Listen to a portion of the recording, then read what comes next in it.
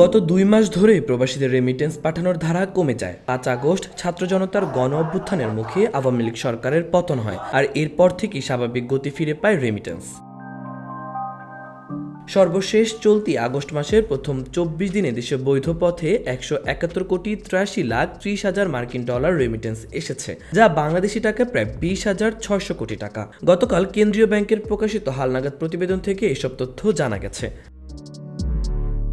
কেন্দ্রীয় ব্যাংকের তথ্য পর্যালোচনা করে দেখা গেছে, চলতি আগস্ট মাসের 24 আগস্ট পর্যন্ত দেশে যে পরিমাণ রেমিটেন্স এসেছে, এর মধ্যে রাষ্ট্রায়ত্ত ব্যাংকগুলোর মাধ্যমে 27,69,00,000 ডলার, বিশেষায়িত একটি ব্যাংকের মাধ্যমে 6,04,10,000 মার্কিন ডলার, বেসামরিক ব্যাংকগুলোর মাধ্যমে এসেছে 137,77,90,000 ডলার এবং বিদেশি ব্যাংকগুলোর মাধ্যমে এসেছে 32,30,000 মার্কিন ডলার রেমিটেন্স।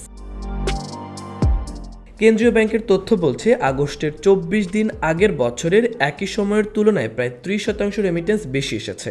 গত বছরের 2023 আগস্টের 24 দিনে রেমিটেন্স এসেছিল 132 কোটি ডলার। জানা যায়, 2024-25 অর্থ বছরের প্রথম মাস জুলাইয়ে দেশের 191,35,80,000 মার্কিন ডলার রেমিটেন্স এসেছে, যা আগের 10 মাসের মধ্যে সর্বনিম্ন। এর আগে 2023 সালের সেপ্টেম্বরে রেমিটেন্স এসেছিল 133 কোটি ডলার।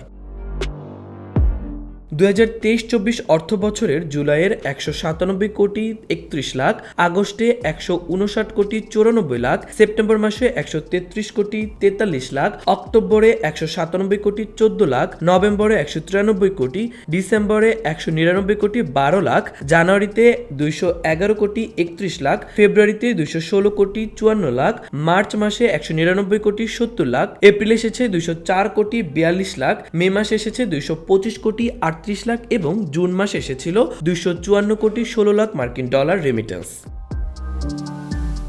মাহবুবুর রহমান ইমন, খবর সংযোগ।